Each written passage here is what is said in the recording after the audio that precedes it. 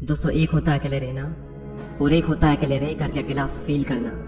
भले ही हमारी टेक्नोलॉजी बहुत ही एडवांस हो चुकी हो, हम चांद तक क्यों ना पहुंच गए हो, लेकिन हमारा सबकॉन्शियस माइंड उस रफ्तार से डेवलप नहीं हो पाया है। उसे आज भी यही लगता है कि जिस तरह हमारे लिए पहले ग्रुप में रहना जरूरी था, क्योंकि अगर ग्रुप में नहीं रहेंगे तो जानवरों को शिकार नहीं कर पाएंगे, बल्कि खुद जानवरों का शिकार बन जाएंगे। और इसी वजह से हमारा ब्रेन आज भी अकेलेपन को डेंजर का साइन मानता है। साइंटिस्ट ने एक बार एक एक्सपेरिमेंट किया और उसमें लोगों से पूछा गया कि आप अपने नेगेटिव थॉट्स के साथ में 15 मिनट अकेले रहना पसंद करेंगे या फिर एक बिजली का झटका। और रिजल्ट जानकर आपको हैरानी होगी कि 67% मैन ने और 25% वेमेन ने बिजली के झटके को चुना। लोग खुद के साथ 15 मिनट अकेले नहीं रह सकते। जिन विचारों के साथ उन्हें पूरी जिंदगी बितानी है, उनके साथ वो 15 मिनट अकेले नहीं रह सकते। लेकिन हम यहाँ पर बात कर रहे हैं अकेले रहने की। जंगल का राजा शेर ज्यादा टाइम अकेले रहना पसंद करता है। उसकी जिंदगी में ऐसी बहुत सी सिचुएशन आती है जहाँ पर उसे भेड़ियों का झुंड घेर लेता है। उस वक्त वो ना तो अकेला फील करता है और ना ही वो कमजोर फील करता है। उसे पता होता है कि इन सब के लिए तो मैं अकेला ही काफी हूँ। और आप ये बात जान लो कि ग्रुप हमेशा फॉलोअर्स का होता है, लीडर अकेला ही लीड करता है। शेर अकेला किसी मजबूरी के कारण नहीं रहता, बल्कि वो अपनी चॉइस से अकेला रहता है। इस दुनिया के ज्यादातर हाईली सक्सेसफुल लोग इंट्रोवर्ट हैं। इंट्रोवर्ट यानी कि वो लोग जिन्हें अकेले रहना पसंद होता है, जो लोगों में जाना पसंद नहीं करते। बिल गेट्स, जो कि माइक्रोसॉफ्ट के को फाउंडर है, 7 दिन के लिए बिना किसी टेक्नोलॉजी के अपने फ्रेंड्स एंड फैमिली से दूर रहकर अकेले रहते हैं। और इसका रीजन वो ये बताते हैं कि इससे उनकी क्रिएटिविटी बढ़ती है, उनके माइंड में नए नए आइडियाज आते हैं और अपनी लाइफ के कई सारे बड़े बड़े डिसीजन उन्होंने इसी दौरान लिए हैं। और ये सभी लोग किसी मजबूरी की वजह से अकेले नहीं रहते, ये अपनी चॉइस से अकेले रहते हैं, क्योंकि उन्हें पता होता है कि एक अकेला इंसान कुछ भी कर सकता है। अकेले रहने के 4 ऐसे फायदे मैं आपको बताऊंगा जिन्हें समझने के बाद में आप भी अकेले रहना पसंद करोगे। पहला पॉइंट है बूस्ट क्रिएटिविटी।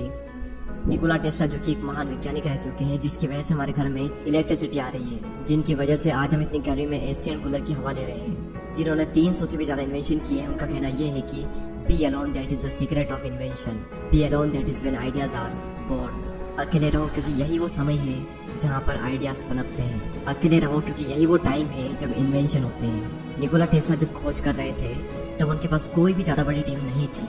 उन्होंने ज्यादातर जो इन्वेंशन है वो अकेले रहकर अपनी लैब में की है। और रिसर्च बताती है कि जब आप अकेले होते हो और कुछ भी नहीं कर रहे होते हो, तब आपके ब्रेन के DMN यानी कि डिफॉल्ट मोड नेटवर्क में ज्यादा एक्टिविटी होने लगती है। और इसी नेटवर्क की वजह से इंसान क्रिएटिव सोचता है, उसके ब्रेन में नए नए आइडियाज आते हैं। सर आइजैक न्यूटन को भी ग्रेविटी का आइडिया तब आया था जब वो अकेले एक एप्पल ट्री के नीचे बैठे थे। मेरे इस यूट्यूब चैनल पर इतनी सारी वीडियो है, इनमें से एक भी वीडियो ऐसी नहीं है जो कि मैंने किसी के साथ बैठकर बनाई हो। सारी वीडियोस के आइडिया मुझे अकेले में आए हैं और सभी वीडियो की स्क्रिप्ट मैंने अकेले बैठकर ही लिखी है। अगर मेरे साथ कोई है तो मैं कभी भी काम नहीं कर सकता। मुझे एकांत माहौल चाहिए क्रिएटिव सोचने के लिए। सेकंड पॉइंट है इंक्रीज्ड फोकस। जब आप अकेले रहोगे तो उन सभी लोगों से दूर रहोगे जो कि आपका ध्यान भटकाते हैं। आपका पूरा फोकस बस एक ही जगह पर रहेगा, आप चाह कर भी भटक नहीं सकते। आज से 4 साल पहले जब मैंने अपनी यूट्यूब जर्नी स्टार्ट की थी, तब मेरी लाइफ में सिर्फ 3 से 4 ही फ्रेंड थे और उनसे भी मेरा मिलना बहुत ही कम होता था। उस वक्त मैं ज्यादा टाइम अकेला ही रहता था और मुझे बहुत अच्छा लगता अकेले रहना, क्योंकि अकेले में मैं एक जोन में होता था। मैं भगवान का बहुत ही शुक्रगुजार हूँ कि उस वक्त मुझे लोग ज्यादा पसंद नहीं करते थे। मेरी लाइफ में बहुत ही कम लोग थे और उसी वजह से मैं फोकस कर पाया और आज कुछ बन पाया, सिर्फ और सिर्फ क्योंकि मैं आइसोलेशन में था। अब ये आइसोलेशन क्या होता है? एक होता है अकेले रहना और एक होता है अकेले रह करके अकेला फील करना। अकेले फील करना यानी कि लोनलीनेस, अकेलापन। इसके लिए आपकी लाइफ में 1 से 2 लोग होने चाहिए, कुछ खास लोग जिनसे आप टाइम टू टाइम मिल लें, अपने दिल की बातें शेयर कर लें और उसके बाद फिर खत्म। और एक होता है अकेले रहना यानी कि आइसोलेशन, जहाँ पर आपका focus, creativity and productivity next level पर होती है। आइडियाज आते हैं, हम ग्रो करते हैं, अपनी क्षमताओं का पूरा इस्तेमाल करते हैं। और यही हुआ मेरे साथ जब मैं आइसोलेशन में चला गया। तीसरा सबसे बड़ा फायदा सेल्फ अवेयरनेस। आप खुद को जान पाते हो। दोस्तों, एक बार मैं खाना खाने के बाद वॉक पर जा रहा था। रास्ता काफी लंबा था, आधा रास्ता बीत गया। उसके बाद मैंने अपने एक फ्रेंड को कॉल किया और जब मैंने कॉल किया, जब मैं बातों में लग गया, मुझे पता ही नहीं चला कि कब रास्ता खत्म हो गया और कब मैं रिटर्न घर पर आ गया। यानी कि अगर हम किसी के साथ में तो हमारा कितना ही टाइम निकल जाता है, हमें पता भी नहीं चलता। बड़े बड़े रास्ते छोटे पड़ जाते हैं अगर हम किसी के साथ में होते हैं तो। लेकिन जब हम अकेले होते हैं तो वही समय, वही रास्ता थोड़ा लंबा लगता है और हम अपने बारे में ज्यादा सोच पाते हैं। सेल्फ अवेयरनेस के लिए, खुद को जानने के लिए अकेले रहना बहुत जरूरी है। और अगर आपको ये लगता है कि आप सेल्फ अवेयर हो, आप खुद को बहुत ही अच्छे तरीके से जानते हो, तो आप सभी लोग ये बात जान लो कि 5000 ऐसे लोग थे जिनको ये लगता था कि वो सेल्फ अवेयर हैं, लेकिन जब उनका सेल्फ अवेयरनेस का टेस्ट किया गया तो उनमें से सिर्फ 10 से 15% ऐसे लोग थे जो कि सेल्फ अवेयर थे। जिन्हें अपना पेशेंट पता था, जिन्हें अपनी स्ट्रेंथ पता थी, जिन्हें अपनी वीकनेसेस पता थी। बाकी लोगों के अंदर सारी चीजें हैं लेकिन उन्हें पता कुछ भी नहीं है। तो अकेले समय बिताओ और खुद को जानो, क्योंकि जो पूरी दुनिया को जानने में लगा रहता है वो किसी को भी नहीं जान पाता, लेकिन जो खुद को जान लेता है वो सभी को जान लेता है। नेक्स्ट पॉइंट यहाँ पर आता है मास्टर योर इमोशन।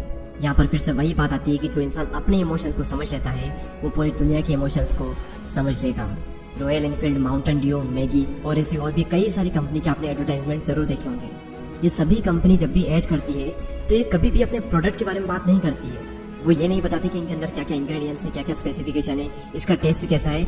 उनका सिर्फ एक मकसद होता है कि उस एड को उन लोगों के इमोशन के साथ में कनेक्ट कर दें, क्योंकि उन्हें पता है कि लोग इमोशनली ज्यादा कनेक्ट होते हैं। अब सवाल यहाँ पर ये आता है कि ये जो मार्केटिंग कंपनीज है ये लोगों के इमोशन को समझ कैसे पाते हैं। सिंपल सा तरीका है कि ये लोग पहले खुद के इमोशन को समझते हैं, उसके बाद ये पूरी दुनिया के इमोशन को समझ जाते हैं। तो इन फ्यूचर में अगर आपको लोगों को इन्फ्लुएंस करना हो या फिर आपका कुछ भी ऐसा काम हो जहाँ पर आपको लोगों को इमोशनली कनेक्टेड करना हो, तो आपको खुद के इमोशन को मास्टर करना बहुत जरूरी है। और खुद के इमोशन को समझने के लिए आपको पहले खुद को समझना होगा, और खुद को समझने के लिए आपको अकेले रहना ही होगा।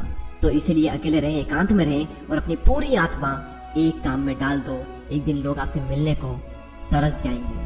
दोस्तों इस वीडियो में इतना ही। अगर आपको ये वीडियो अच्छी लगती है तो लाइक करें एंड चैनल को सब्सक्राइब करके बेल आइकन को प्रेस करें।